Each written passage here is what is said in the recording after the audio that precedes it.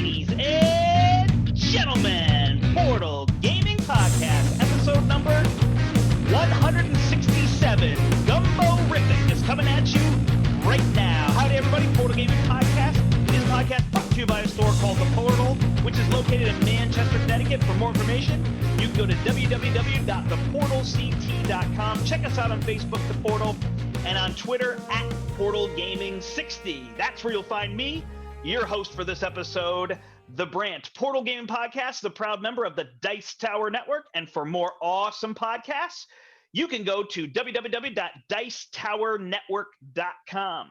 Howdy, everybody. It's great to see you for this episode, and I'm excited to be joined by a good friend of mine, BJ, Board Game Gumbo, for this episode. How you doing, BJ? What's up, the Brad? It's BJ Board Game Gumbo here, man. I can't believe you get that much energy out of that intro, and there's not even in the music. I thought the music would be going in the background because every time I hear the music on the podcast, and you know what my favorite episode of the year that you do. Yes. That's my favorite episode. We are devoid of them right now. The traveling home from Gen Con. That traveling home from Gen Con one was fun. When Larry fun. And as long as Larry and them have enough batteries to keep the recorder going. But no, I just love the high energy of your intro. It's one of the best in the business, man. Keep it up. Oh, thank you. Awesome to be on the show. Yeah, it's good to have you. BJ, why don't you tell us what you do, channel, things that you do, content, places you work, whatever you want to let the people know. Yep, been on the Dice Tower as a contributor since 2016 or 2017. But the main thing we do is we run a written blog and a video Facebook Live talk show called Board Game Gumbo Live. We do a lot of unboxings, we do a lot of reviews, but the real thing that we do is playing games and having fun with industry guests from all over, publishers, designers, artists, just content creators. So we have a great time on the show. We kind of get mostly central time zone people because of the timing of the show. It's tougher to get people way out east or way out west, but every once in a while we do. And Paul Grogan has threatened to stay up till 3 a.m. to be a guest on the show. So one of these days, Paul, I'm going to get you on the show. It's awkward getting that time period in. Yeah. Nice. Awesome. And how are you doing? I'm doing great here in Louisiana. We're a frigid 68 degrees. We've all got coats on, preparing for the blizzard. You guys are about the same temperatures, I hear? I think we're about 60 today. We are actually planning to go take a dip, and then I think there's some snow for us Thursday into Friday. I mean, it's flake. I mean, we don't get snow this time of year. There's a couple times. Snow is that stuff where the water freezes and falls on you? Yes, I hear about this really abstract theory. Is that what? Yes. That's got to be terrifying to see this water crystal rain coming at you. Yeah, so it'll be interesting in terms of all that. But I'm doing great because I'm on spring break, so that's nice for me. Just having a week off, and boy, I mean, just teaching, is just a whole different ball game this year. So it's been interesting, but a lot of ups, a lot of downs, and there's been some really good things about just learning so much more about my students and just really getting time to spend with them versus like, okay, we're focused on this one academic task, The last time I saw you personally, Gen Con 2019, I'm pretty sure, and you taught me an amazing game. Oh, yeah. Do you remember? Yeah, I did. Fleet, the dice game. It's so good.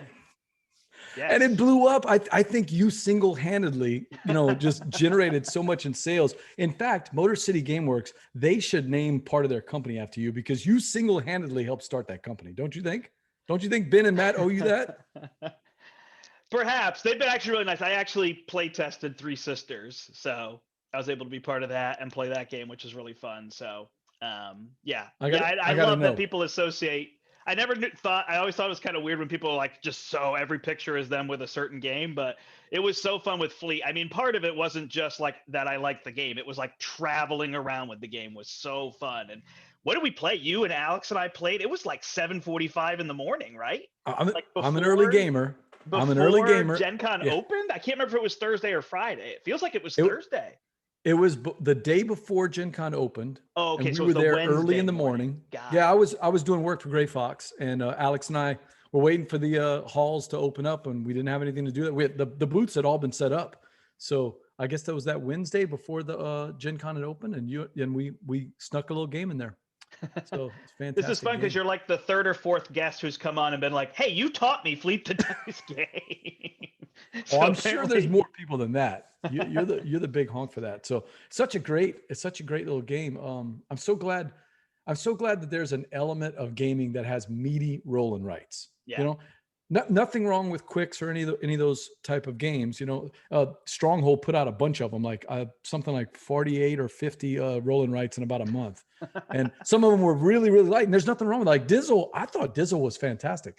But yeah. every once in a while, I want a roll and write that feels like a board game. And Fleet the Dice game did. But I'm curious, which one do you like better, Three Sisters or Fleet? So we did a live video from our kitchen on the Kickstarter launch day. So Kathy and I were in our kitchen and we played because I wanted it to have that like home feel, like we're Okay. just playing in our kitchen. It wasn't the greatest, the angle wasn't good, all that kind of stuff, but whatever. Like it was just fun. We were just celebrating that this was coming on to Kickstarter. So on there at the end, I kind of reviewed both. And I said that I do still think Fleet the Dice game is better. And I wish I didn't because it's harder to get Fleet the Dice game. So I know that people will be like, "Oh, it feels like something." Although we have 2 copies in our store, so we have copies. Just So if people somebody just have wants to it, they can. drive up to Connecticut and they can grab a copy or take a I boat. think I like Three Sisters better, but only I think because I've played it a lot more. I also got sent a prototype copy Okay. from Matt after he had been on the show, and I guess I played it a half dozen times in the first 3 or 4 days, and I just fell in love with it. Yeah. I love I called it the bubble wrap of board games, where all of a sudden you take an action and just pop, Yeah. and Oh, I so just good. love that part. So thank you for introducing it to me, because really, none of these games would have been on my radar had you not been such a big, advocate for those kind of games. So I'm really enjoying it. I keep Yeah. looking over there because it's on my table right now. I'm staring at it. I'm like, I need Perfect. to play another game of it. Yeah, I mean, I think that's even how I find that I get games. I'm so beyond the like. Well, I mean, I guess in this case, I'm pushing the game on people, but I want people to play because I hear somebody who's passionate about, So I love when somebody says, "Oh, I really, really like this game." I'm like, "Great, I want to play that game with you because you really like it. So we're gonna have a lot of fun, and kind of Yep. pulling that energy from people." So I think that's what's kind of fun. Now I've got a new one that I play all the time. And if people watch our channel, we have a new channel, Step Into the Portal. I don't know how long you can say you have a new channel. We're at like just after 6 months. I don't know when it stops becoming a new channel, and I have to not I think in do the that. world of board gaming, you're an old hand now. You're That's literally, right. it's an old channel. 6 months? Oh, wow. 6 months will be dead in a year. So. Right. But my new game is Marvel Champions, so people will see this content everywhere. Yeah, And I so saw this, you I'd were giving love to some travel advice to around. people like Suze on what to buy, how to get started. I've played it a couple Oh of yeah. times. I like it. Here's my issue with it. I play it with people that are very good at card games and are Marvel zombies. They know everything about the Marvel universe. Yeah. And I've only played the game twice. So I really to keep up with them, I have to play the game a lot faster than I would normally want to play it, where I'm not seeing all the combos, because you got to keep up with them. They know the game inside Yeah. and out. So it's almost a little bit like tennis, where if the people you're playing tennis with aren't as good as you, Yeah. it's Yeah. not quite as fun, or better than you, it's not quite as Sure. fun. So Marvel Champions is the way. I'd like to play it either solo or with someone that is on the same level as me. But as for a thematic superhero game, man, Brad, it's awesome. Yeah, and it's really the asymmetry of the characters. I mean, that's what I like, right? That's what Root has that everybody likes so much. Gaia Project, well, Terra Mystica, I think this is Gaia Project right here. Terra Yeah. Mystica was like my favorite game forever until Gloomhaven came along and Marvel Champions, but they all have that asymmetry, even though really all 3 of those games are so different, right? Marvel Champions, Gloomhaven, Gaia Project. You've got your heavy strategy, you've got kind of your dungeon crawler, and you've got your superhero card game. But those are kind of 3 of my favorites. It's the asymmetry. I love just every time, just give me a new character, or Gaia Project, give me a new, faction, and I want to work with that faction and just see what I can do. Is it popular at the portal? Are you and Brian seeing a lot of players, a little community of Marvel? So it was, we had a community going on, and then we had some of the people like, you kind of have like your secondaries, like either it's like friends of people who work at the store, Okay. right? So you kind of have those groups, and they were kind of getting into it in terms of all that. The new box came out, Galaxy's Most Wanted, and I wasn't sure if it would be interesting. I think we ended up getting about 10, 12 copies, but most of them have gone at this point, which means if you're talking about a second expansion selling for a game, that's still pretty popular. You know what I mean? We're not selling 30 boxes of it, but I mean, selling 10 is pretty good, you know, in terms of that. So we'll restock that. So it's been a hit then. It's been a hit. No, it's really fun. So we should review some games. Do you want to go first? If you got one ready, I'm ready to listen. I have one ready. So I found this game. I actually stole this from my parents. So my parents are moving. My parents live down kind of in Stratford, which it's funny because Connecticut's so tiny, but it's like down near New Haven, like where Yale is. Is that Stratford on Avon, where Shakespeare's from? No? Yeah, exactly.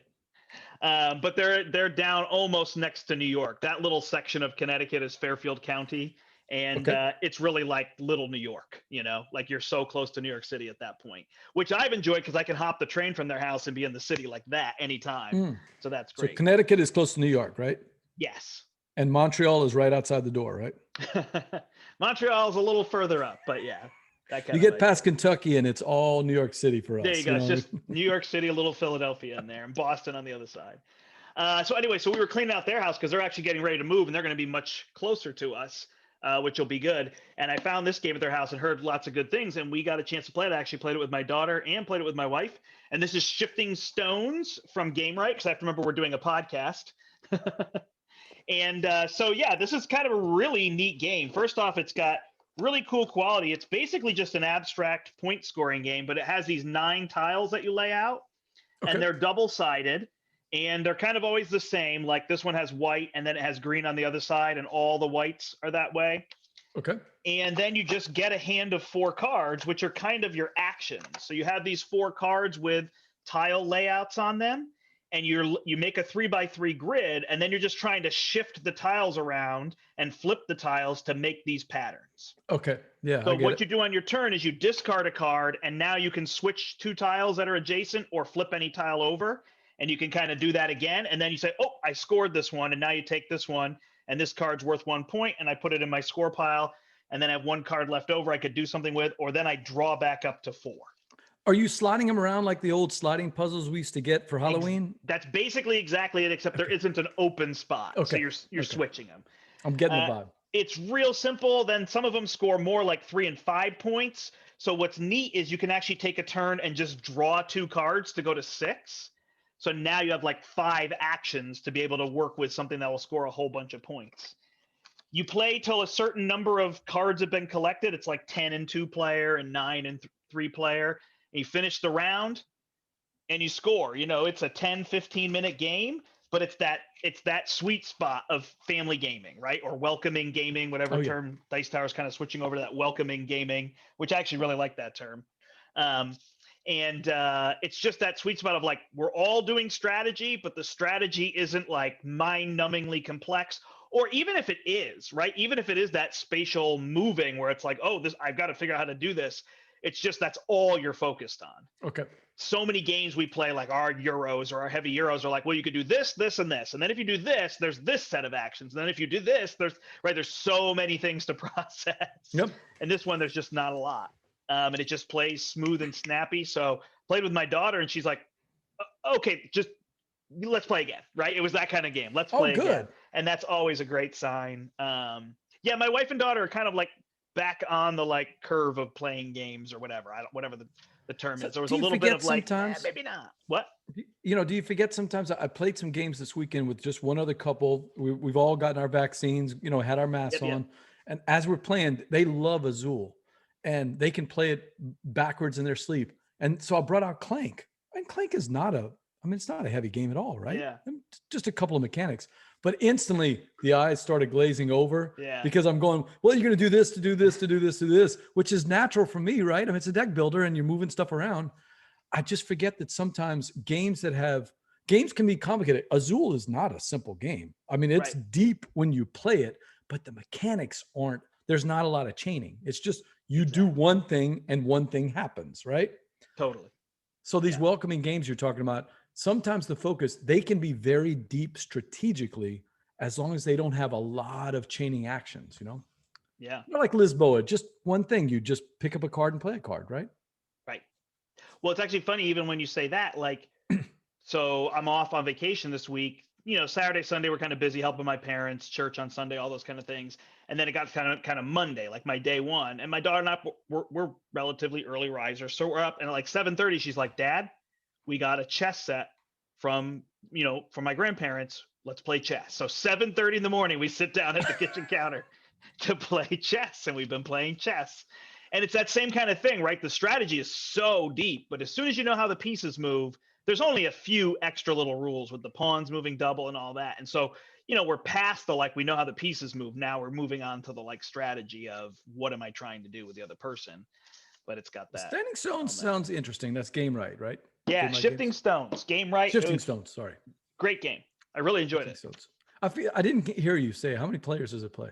Oh, it is, does it have a 1-player mode? It does. So it's 1 to 5 players. 1 to 5. I have not tried the solo. It doesn't have the 0-player mode like that Scott Alms game. So You've Been Eaten? Yeah. 0 players. I think that's great.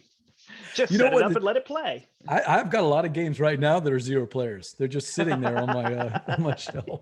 I got a whole shelf. I wish I had invented that term, 0 player. I like it. That's Shifting Stones. Shifting Stones. What do you got? I've got a game for you. Awesome. So I had Dennis Chan on the show a while back, and we got to play from Rio Grande Games Beyond the Sun. Ooh, nice. Have you played it yet? I did. Have I played it twice? I think I played it twice. Okay, good. So Beyond the Sun, for those people out there, it's a 1-worker placement game. Always one of my favorite genres when you just have that 1 worker. And the easiest way to call it is Tech Tree, the Tech Tree game, with a little bit of space exploration in it. Here's why I like it so much.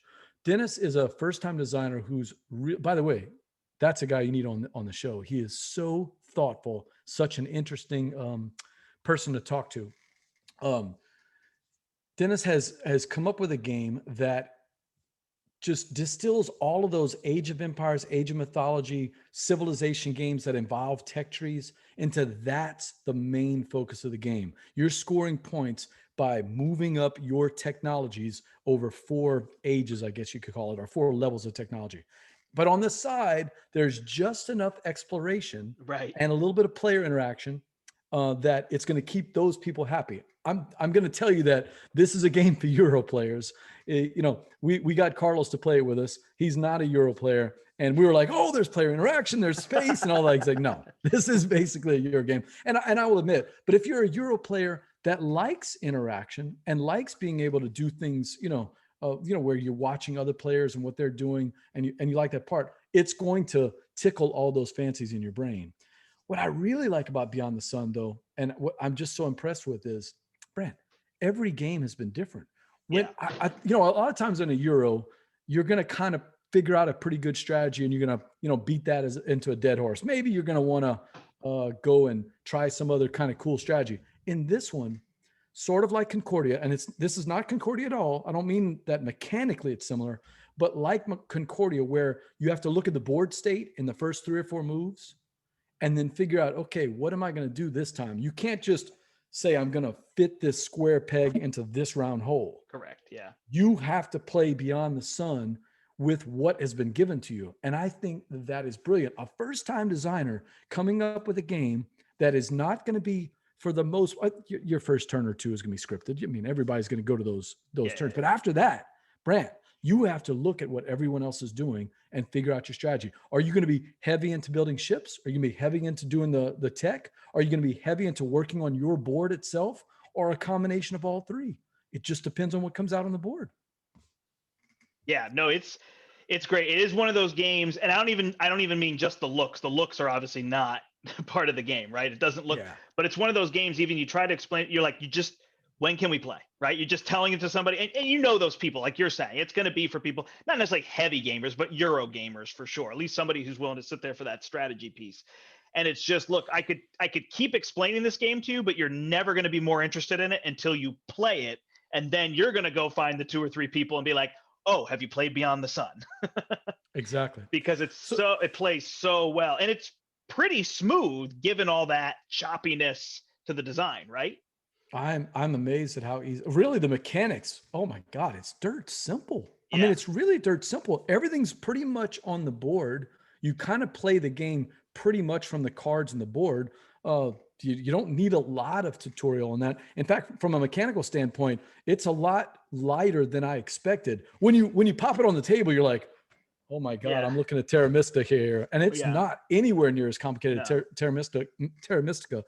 But at the same time, it's got so much depth in how it plays. Now, it was a review copy that we got, not me. I'm talking about the game, even though I don't have it at my house or in the office. I mean, one of the other reviewers with the Gumbo got it. I'm super jealous that he would. But I'm going to tell you, Rio Grande Games is back. I mean, they are back, baby. This is a game that every gamer should play. The problem, I think, is that there was so much buzz and the game was so good, it sold out right away. Do you guys even have a copy at the store? Nope. Oh, yeah, no, we don't have it. And it's funny how some other Rio Grande games, it's like we have them. You know, there's obviously the big ones like Dominion and et cetera that just go right quickly in terms of all that. But it will come back. They're pretty good with all. Like we had trouble getting Underwater Cities when it first came out, and it's back now and available. So people will find it. And it's going to be interesting, right? That's going to be a fallout is a terrible word because it's going to be fun. But like when we go to conventions, people are going to be teaching people like 2019 games. And 2020 games, right? And be like, oh my gosh, have you played this game for 2.5 years ago? It's like brand new. I never played it, but somebody taught me this because we haven't seen each other. We haven't been doing all that mixing, you know? Yeah. Can you imagine if we didn't have the online gaming that we have right now, the backlog of games? Because look, I don't know about you guys here in the South, we're very rural where I'm from. So we're slowly coming out of our caves, but we haven't had Gumbo game. We've had Gumbo game night twice in a year and a half. When there was that little bit of lull in the fall, the game store opened up for us and we started doing it. And 2 weeks later, it's like, nope, cases all over the place, shut it down. Even with masks, it's just, there was more than 4 people in the store and none of us we just didn't feel comfortable. So to me, there is a backlog of games that people are wanting to play. Thank God for online gaming, which has helped out a bit. But games like Beyond the Sun, so far, it's only April, but so far my game of the year for 2020, it was tough because there's a lot of other good games from 2020. There really were. I know, it was a good year. I wouldn't have expected anything to beat The Crew, or Oceans. But man, Beyond the Sun, it's the game right now. If you ask me, I have the envie to play. I want to put it on the table, get Brand over here, and let's get a game going. It would be great. Actually, that'd be super fun. So when are you coming over? What time? Yeah, hopefully soon. I know you got this new house. It's got to be awesome, huh? I love the gaming setup. You're the first person to see this. So, I know. Well, I did do I just got the Ethernet going. So I did do a broadcast for, we moved to Board Game Breakfast. Robert and I are doing videos for Board Game Breakfast now instead of the crowdfunding. Crowdfunding is going to kind of be focused just on what Mark and Tom and them are doing. So Robert and I moved over to Board Game Breakfast. But really, this is the first live video that we're shooting from the new studio. So this is Gumbo HQ.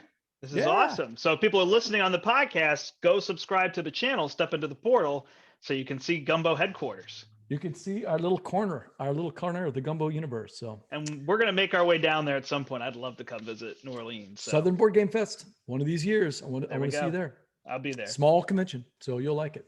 And we've got Boudin, we got some Gumbo. I'll make sure you get some Gumbo. 100%. I'm in. What you got next? All right. Next up is a game that's been getting a lot of buzz. Honey Buzz. See what I did there? You made me joke. I was not expecting that. Okay, good. I like that. Honey Buzz. So Elf Creek Games, love the production from those guys. Elf Creek Games, this is just an absolutely gorgeous production. This is the Kickstarter copy. One thing I really like that Elf Creek Games does is that they because we have the retail copies, but then sometime down the line, like we're getting all this stuff in for Atlantis Rising, they sell those Kickstarter upgrade components in a separate box, which I really like from the retail end in terms of, hey, like, I don't know what this retails, so I don't want to say wrong, but I think the standard retail game is something like $39.99. It might be $44.99. I can't remember. But so you can kind of play the game, see if you like it, and be like, we really like this. Look at those components, and then go buy those components. Even though you'll pay more than what the Kickstarter was, you're not necessarily just kind of rolling the dice to take a chance, right? But hey, this is a game we want to upgrade the components to. I mean, imagine if, what is the pot stirring? Quacks of Quedlinburg. Imagine if they had the sight to know, hey, we got to make upgraded components because those BGG tokens sell like mad, So yeah, lots of cool components in terms of this. I love this first player honey rod that they give you, and even just like the money tokens, which are kind of your points, or various seeds and leaves and bear prints, and you get these I've heard nice something about the little squishy nectar things. tiles. Yeah, the squishy things are the your bee tokens. I can't find them at the moment, but you have like a foraging token that you go across. So this is really cool because it's like a hexagon tile layer game. So it's worker placement. You're taking your worker bees and you're putting them in the hive, and there's different two hexagons attached to each other. Okay. So you're drafting those tiles, and then they'll have an image, and that image is one of the 6 actions in the game. So then you place it in your grid, and you're essentially trying to make honeycomb. You want to make the 6 surrounding spaces with the open space in the middle, right? Okay. So that you have that hexagon in the middle. And then when you do that, now when you complete one of those rings, you get to trigger all the actions in that ring. And so you could get another worker. You could go to the market to trade things. You could do the little fan you place in your hive, and then you get like nectar tiles. I actually should have done that one first. So you forage and you move around. I think that's where the little squishy piece comes in, and you can move around like you're kind of like in the open field, with all the flowers, and you're grabbing the pollen and the nectar from the places, and then you can put that nectar in that empty space in your hive and use the fan to get that nectar, which is little rubber pieces in the upgraded components. Really nice. And then you can spend that nectar basically at a market. So, and it's cute animals, raccoons and bears and foxes that are buying stuff from you. Really, really good artwork. Love the artwork. Either you're trading in kind of orders, right, in that market style, or you're just selling the nectar for the price. And that money and those orders are going to contribute. And then you just keep playing through. Every time somebody sells at the market, the price goes down, and there's 5 different things. And when 4 of them hit the bottom of the market, the game ends. Okay. So it's just an open sale market, right? It's kind of like a farmer's market where you say, we're setting up shop, and when we've sold everything, we're done for the day and we're going home, right? It's kind of got that cute feel to it. And and then there's some scoring in game, like, oh, the first player to do this will score points. And then there's end game, the player with the most of this, the most of that, the most in a straight line. And those cards are all randomized every game.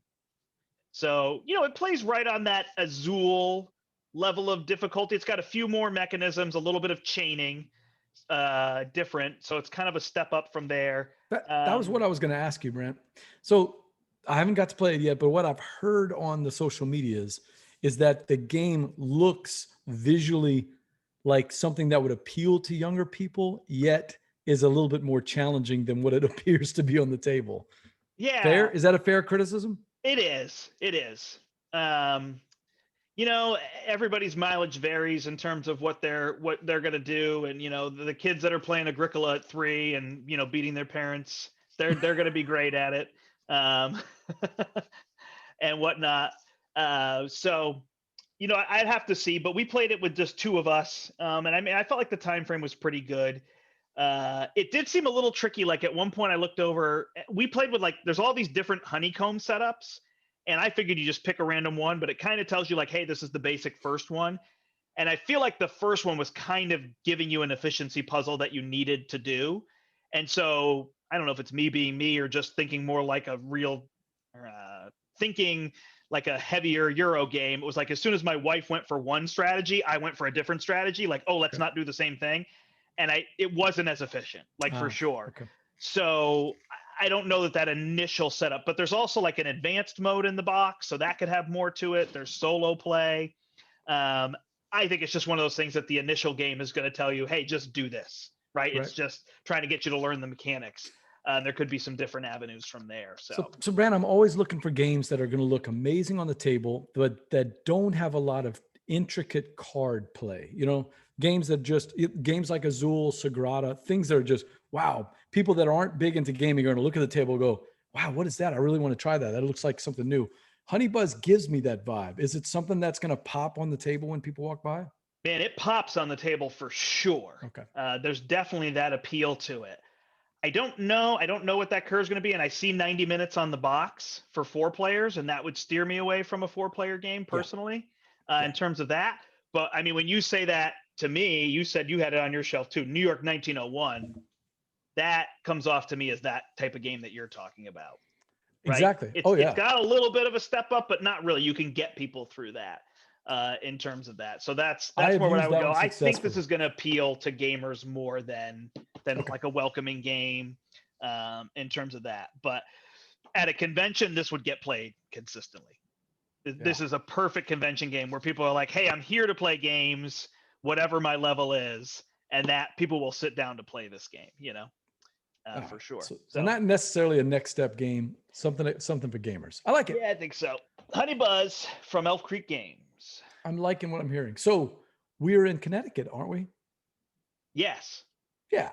So my next game has a connection to you guys. Ooh, nice. I told you I would do something, hotness, something a little bit older, and then something that I don't think you've ever played. This one I'm sure you've played, but I'm working on a video right now.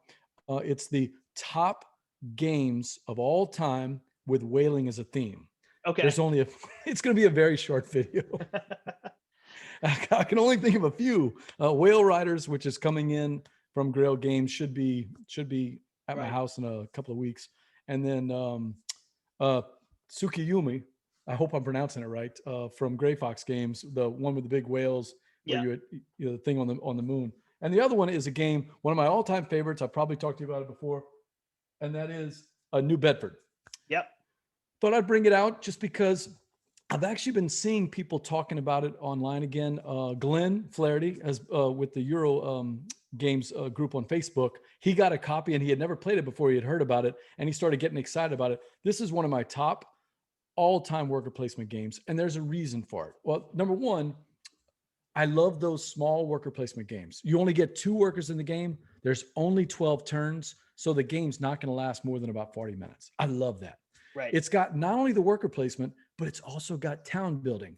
Not really tile laying, though. I think you'd agree, Brant, because it doesn't matter where you place your tiles. They just go on the side of your town board. But you're still building out the town. And anytime I can control where the worker placement spots come, I love games like that, where every game is going to be a little bit different depending on how you build the board. I love that, sort of like that, any game that has places that I can add worker placement spots. And then that's what made, what's the Dungeons and Dragons one? Oh yeah, Lords of Waterdeep. Exactly. I mean, right? Lords of Waterdeep is such a basic worker placement game until you add that. As soon as you add the extra tiles, boom, that game had staying power. Totally agree with you, because the theme is kind of iffy, but right. that part I love it. And the reason I'm talking slow is because there's a game that I've been playing a lot recently, and I just can't think of the name of it, where you build out all the worker placement spots. And boy, I'm just drawing a blank. But anyway, back to New Bedford. The third part is the economic part. Very, very light, but the whole whaling part, which Nat Levan, the designer of it, tried to bring in with Dice Hate Me Games, tried to be respectful to the historical implementation or implications of whaling in that Atlantic area. If you focus on just whaling, you're actually going to see a downside. You'll be able to score less and less points as the game goes.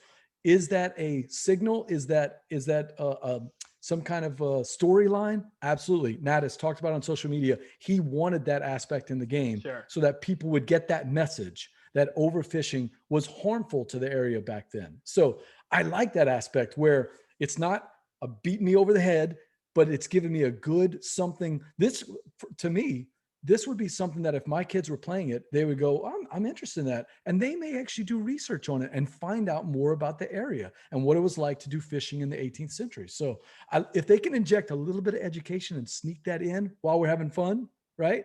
I just like games like that. So game only takes 40 minutes. I do advise getting the expansion. It's one of the few games that I say the expansion is not required, but man, really encouraged. Because number one, you could play with 5 people. And again, when you only have 2 workers, 5 people it's not going to take much longer anyway. Right. But really it's more just for the fun of the tiles. There's so many cool tiles in the game that it's just so much more fun if you have more choices in that. And of course, the final thing is it's got Nolan Nasser art, which we just don't see much anymore. Yeah. Nolan Nasser did the cover art for both the base game and the expansion. And Brent, he knocked it out of the park. It's absolutely gorgeous cover art. Yeah, we have, my wife has Nolan Nasser mouse pads. Yes, because I was in 3 trying to find packs. something at Gen Con to bring back, and it's like, we don't need games. Don't bring us a game. So I was like trying to find something else different. And so we have, in fact, I think I bought one, but then he just gave me the second one for free. Really, really nice guy. I think the world of Nolan Lasser, and I love his. I wish we saw more. Hey, look, I'm glad he's running Deepwater Games because he's making sure we're playing some great games out there. Deepwater Games has just really knocked it out of the park with some of their offerings. But boy, I miss that artwork. He's got that visual style that is super appealing to me. So that's New Bedford, a game that sure a lot of people from the Dice Tower are already familiar with, but we haven't seen in a few years. Dice Hate Me has republished it a couple of times. You can buy it right now. You can get it. So if you like worker placement games and you maybe want to inject a little bit of education into the game, it's not an educational game by any means, but it's a lot of fun worker placement and a little bit of light economy with the town building and the whaling. I just love it. It's a fantastic game. New Bedford. See, I love this. This is what I love about talking to people. And then I'm putting a star next to it because I know we have it sitting in our game library, which is not being used. So essentially the game library is just mine right now. Have you played it? Pick and choose. I have. I remember those solo characters. They're like all very unique. You flip over the player boards. It's not readily coming to me, although it's funny you say the expansion, and I have the expansion box in my attic. So at whatever point I had gotten it, I had moved everything over to the one box, but it is kind of that smaller box like Garfield games. And when you try to fit everything in the box, yeah, there you go. It's actually on the shelf with the Garfield games. See, it's that same size, a little thinner, I think. And you're like trying to stack all those tiles. I remember kind of playing that game. And it's funny, every time I go up to my attic, which is kind of where my like overstock is all stored, I see that box. I'm like, why do I still have this box? I have to just throw this away. One piece of advice. If you're going to play New Bedford, one piece of advice, there are so many tiles in there. Before the game night, get the tiles ready. I've made the mistake of popping the game open and they're like, hey, let's play New Bedford. Oh, wait, hold on. I got to get the tiles. And 12 minutes later, everybody's like, okay, we're going to move on to something else. Have the tiles ready that you want to play for that night. Yeah. Because there's a ton to choose from. Tiles, yeah. You know, the one thing I haven't played, and I'm embarrassed, I have not played the little cards that come with it. There's like I forget what it's called. There's an advanced variant where you actually play these cards like from the newspaper, and they come out and they change the effects of each round. And I just haven't played those. So now I've got the itch, man. I've got the envie to play it. What time can you get here?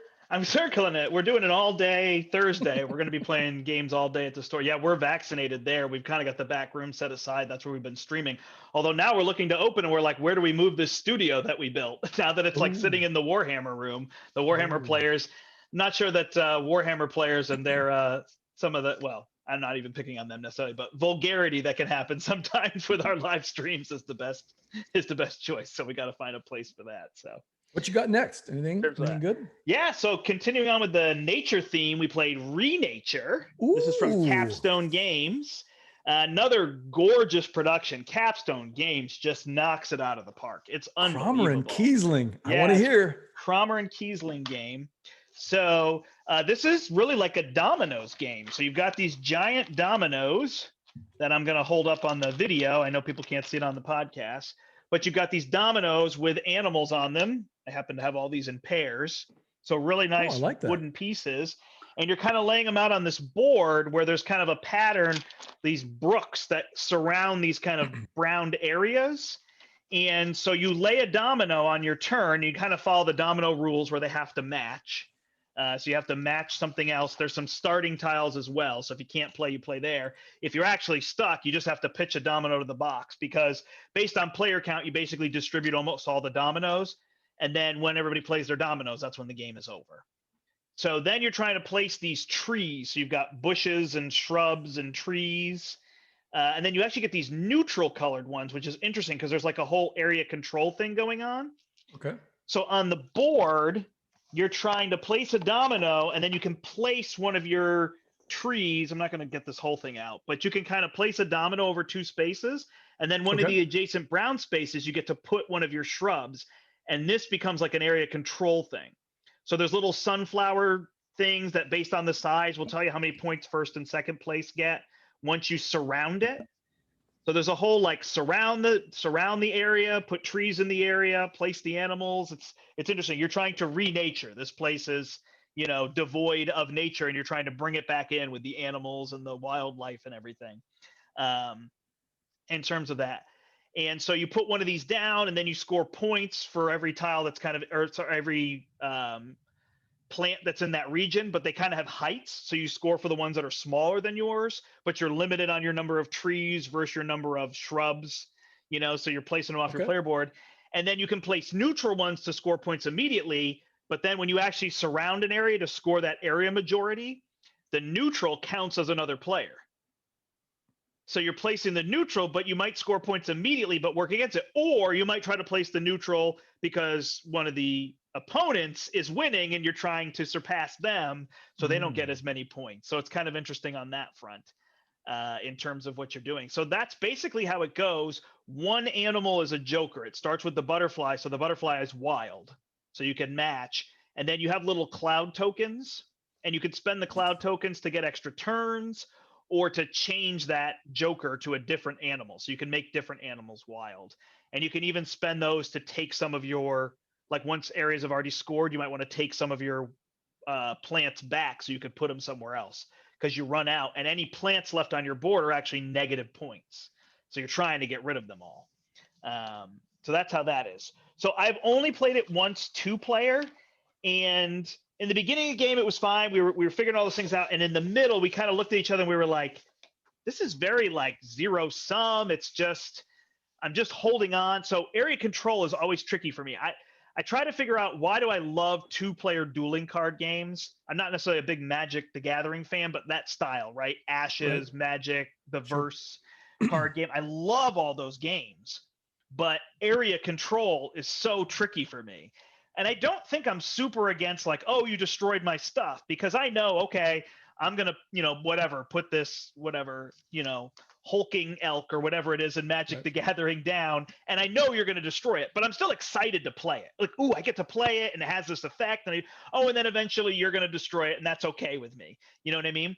But I think in area control, it's harder for me because I feel like it's more tension. I'm trying not to lose more than I'm trying to win, and that is just tough for me. I've always struggled with area control. I know how much people like El Grande, and I just don't do well with El Grande. I'm too in my head about like, I'm one ahead here and I'm one behind here. And should I go from 1 up to 2 up? Or is somebody going to drop something that's worth 3 and then they're going to totally take mine away? Or are they going to destroy my piece? Like, I don't know what my best decision is. And then I get so caught up and then I make a rash decision and it's totally wrong. Somebody's like, why did you play that? I'm not going after that area. Clearly I'm taking this where all your I hate that. I hate that. And people, I feel like people talk down to me a lot in those games. Like, oh, that was a terrible move on your part. Like, could you not see what I was trying to do? That's like, my problem with area control. I always feel dumb. I feel like people are going, oh, wow, that was a really dumb move. And you know why I think I feel that way? Because I am. I really make a lot of dumb moves in area control games. I overthink things. Oh, I think I overthink. I definitely think that's part of it. I also know that I can read a board state extremely well. I think it's part of being a mathematician and statistician, but I cannot. I don't read players very well. I'm okay with poker because I think I'm still running those numbers and I'm more reading I don't really try to read the person what I think they're doing, but I can still read those numbers, so it doesn't bother me. And I know there's a lot there. But I think I read a board state. So for whatever reason, a game like Jaws, I don't know if you ever played that Jaws 2-player game. Love Jaws. Oh yeah. That second phase I adore because it's like you've got 3 spots, but I can figure out which one I think you're going to go to. Not because I know what you're thinking, because I know what the board state is thinking. And if you pick something different, that's okay. That's such a good game. Anyway, but as it wrapped up and it was finishing and I kind of saw how it played out, I was like, okay, I know from the beginning different decisions I would make, things I would focus on, other things I would do. And I kind of came around on the game a little bit more. So right now I'm pretty neutral on it because of the area control. I think in 3-player, it could be more interesting in terms of like, oh, we could work together with that person, but then I'll stop and now we could work together over here. And I think it could actually be a good 3-player game. I'm not sure a 2-player counts. So I'm willing to try this again. It probably would be somebody else telling me, I love Renature, we got to play that. But yeah, the area control was the tricky part for me. Where does it fit in with the rest of the Cromer and Kiesling games? It sounds very different from anything else they've done. Yeah, I mean, I guess Kiesling, it's like Azul, right? It fits in with that abstract style game. In terms of all those action point games, it's nothing like those. Yeah. All the Tikals and all that stuff from back in the day. Right. Port of Niagara is one of my favorite games, and it does have a little bit of that area control thing, or really area majority, I guess, not control. It's more you're trying to get more than area other people. majority. That's what it is. Yeah. You're right. In Port of Niagara, I don't know about Renature, but yeah, that sounds good. Renature, I've heard a lot of buzz about it, so it's something I'd want to play. Yeah, no, I definitely think it's worth a play. What time are you coming over again? Yeah, I know. We got to figure this out. I got one more game for you. All right, and I got one more game after that. Can I pick a bone with Tom Vassell on this show? Oh yeah, let's please. All right, that's what the show is for.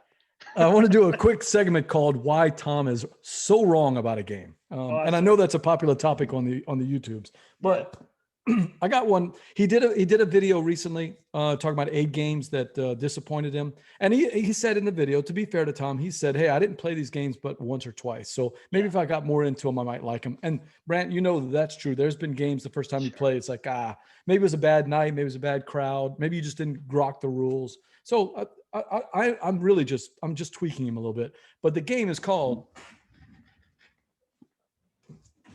And it's a game I don't think you've played. Hopefully I've gotten one that you haven't played. Karitos, or as Tom said, Karitos. Yeah. But I think the Amiibo games pronounces it Karitos. It's got some things that I think that Tom overlooked. And here's the one. He talked about it, but the first thing is the theme. I mean, look, we've got plenty of games involving sorcerers or wizards or one with a hat, one without a hat, zombies, Cthulhu, all those different things. Here's a game with a totally different theme. It's Portuguese monsters that lurk in the shadows. Okay. Villagers are exploring Portugal, and the monsters come out and grab the villagers. So we're getting a little bit of that local flavor from the Iberian Peninsula that we don't see in a lot of other games. Right. The second thing is that, and he talked about this also, is this crazy artwork. We just don't see this in some of our games. These horrible monsters, the Karitos, and we see all the artwork inside. Oh yeah, we see all the artwork in the cards. The game looks like something that's going to be a fan for people, Ticket to Ride-ish, New York 1901. It's going to be a little bit more than Ticket to Ride, though. It's going to be a little bit more than New York 1901, but still in that game that I would feel comfortable playing with family or new gamers. It's going to be a little bit tricky. Here's how the game works. There's a game board, and on your turn, there's going to be villagers spread out all over this little area. The villagers are all huddling up around campfires. If they're around campfires, it can keep the monsters away. So what we want to do is send the monsters around, break up those campfires, have the villagers run fleeing, and when they're single out there in all the spots, we send our monsters to pick them up, to take them home for tea or maybe some boudin, right? Just to visit with them. Just to entertain them. Just to entertain them, right? And you score points based on that. The points are going to come from these collection cards that you have. You may want to collect the most white ones or the most blue ones, or sets of double blues, a bunch of different cards that way. And the unique thing about this game is that you play with 2 monsters, and of those 2 monsters, every single monster in the box has some kind of asymmetrical type power, some unique thing that no one else can do. And the strength of them comes in the cards you play. If you play the yellow one action, you get to play that action. But if you chain it up by playing multiple of the same type of actions twice in a row, you get a stronger version of that action. Ooh, so it's like, okay, I really need to take the red action, but man, if I take the green action the second time, even though the 2 green actions are weak by themselves, I'm going to get a better action. Version. Yeah. Ooh, that is so good. That part's a little bit tricky, I would think, for new gamers, but it doesn't play very long. It takes about 45 minutes. It's from a company called Amiibo. It was one of my top 6 games of the year. It was one of my most anticipated from Essen. And I'll be honest with you, the only reason it was anticipated from Essen was because of that cover and because of the fact that it was this crazy legend from Portugal. I mean, we just don't see that often. And then when I got the review copy in, I'm like, oh my God, look at all this stuff. This gorgeous art. Well, I don't know if you can be able to see all this gorgeous artwork that's on there, all the little campfire tokens that come out that you put out, and to make it replayable, it's all these characters. Just the fact that the game already comes with a dozen or so characters, and you play 2, Brant, not 1. So think about it. This character might be very good at scattering villagers. This one might be very good at movement. This one might be very good at capturing. but how do they interplay together? Every game is going to be different because the two characters you got are going to work differently from the last two you had the last game. So Kuritos, not for everybody, but a very interesting game. Amiibo Games is a company that we don't see a lot here in the US. They're big over there in Portugal. I would love to see them get more of their games in our market and see, because this is one thing you will be pleased with. If you get this game, this is really well produced. The book is very well done, and you're going to have fun with it. Is it the greatest game in the history of the world? No, I don't mean it like that. But it's a very solid game, and I wish Tom hadn't dismissed it so quickly. But hey, when you play 1,000 games a year, does this rise to the top of 1,000 games? No.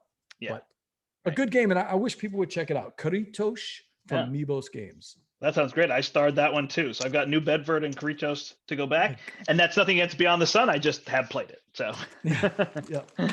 Really, really cool. The other thing I was going to say is we're starting to see this more and more. I love these acrylic standees, as opposed to miniatures.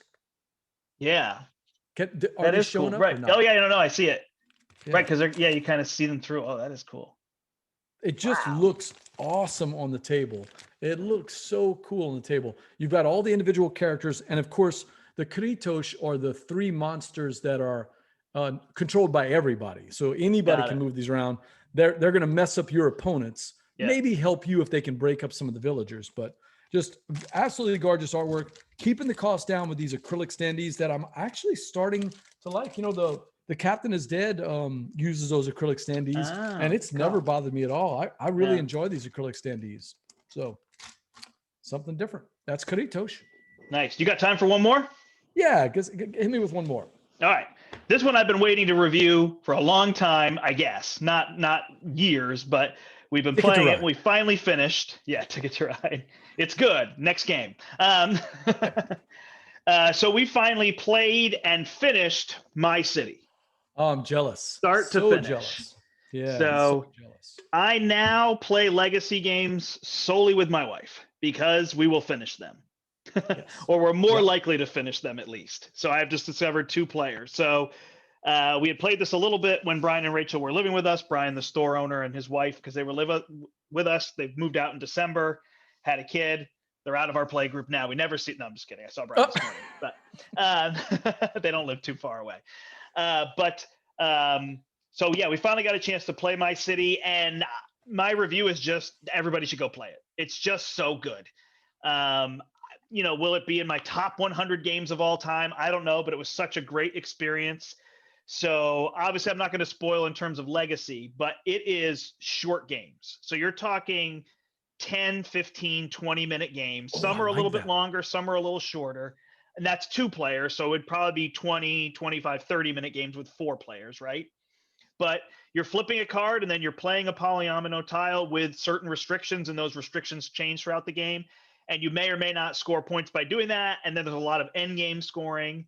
And then if you win, you get points towards winning the campaign. But if you lose, you get stickers on your board that might help you to score more points in future games. Oh, like a Charterstone thing. Yeah, you're upgrading your board in terms of what you want to do. And then it comes with 8 envelopes.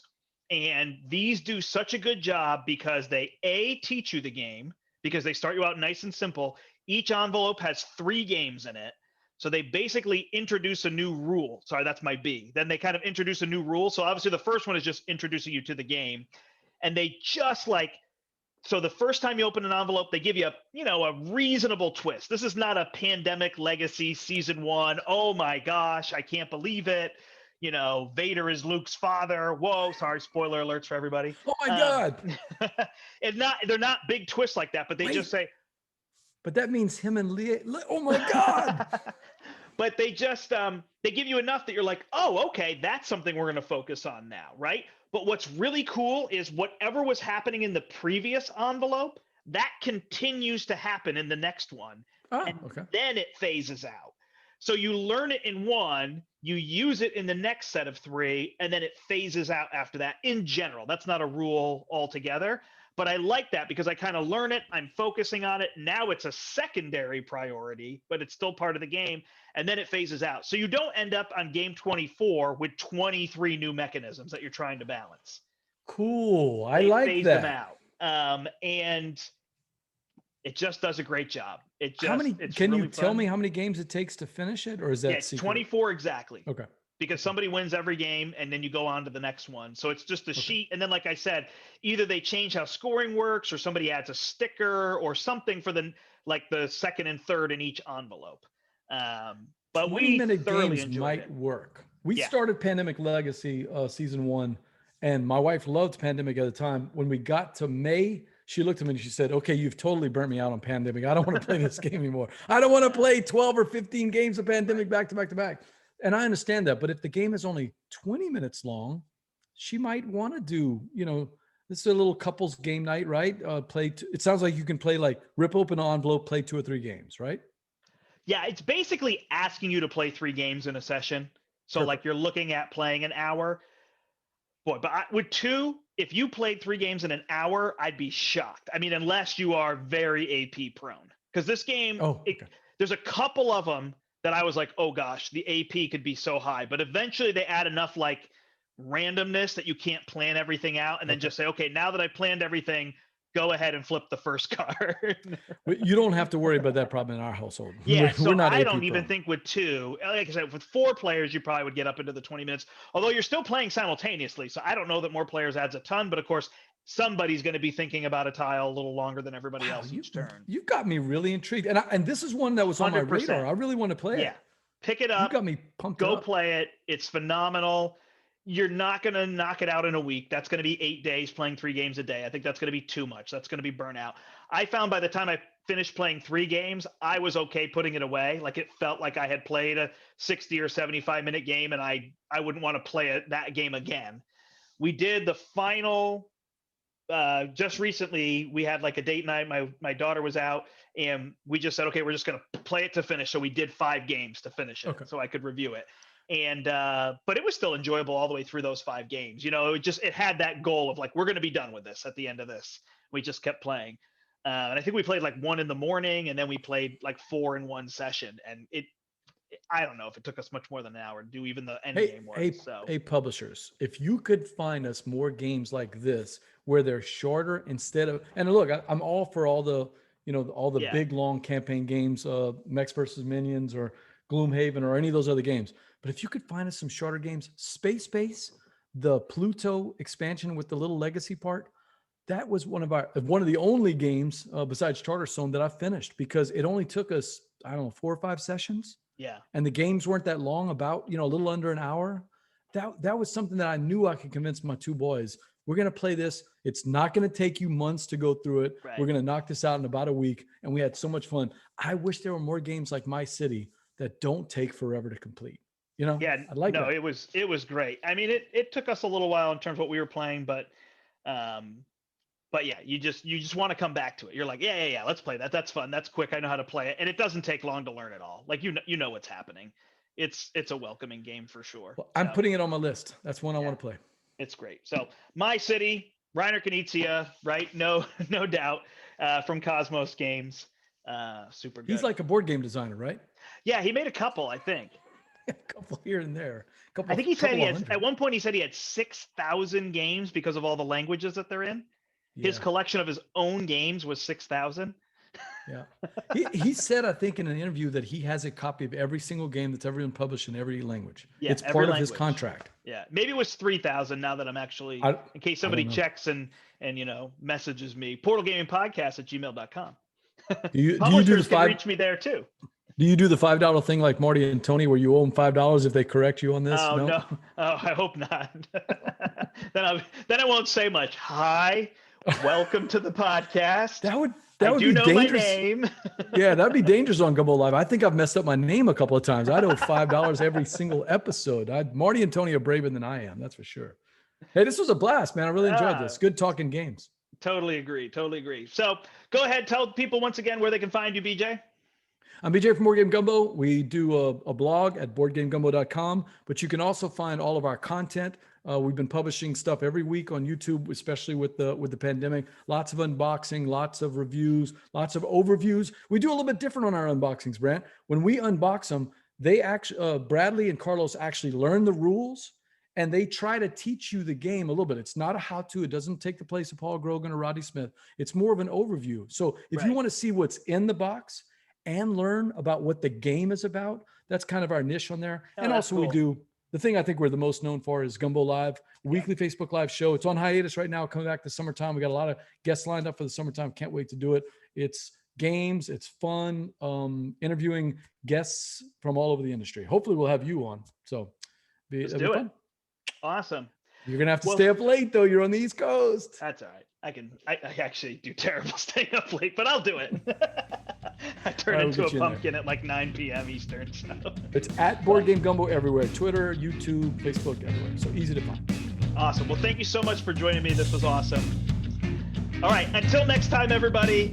Thanks for watching. This is episode 167, Gumbo-rific. I am the brand. And until next time, I hope you step into the portal.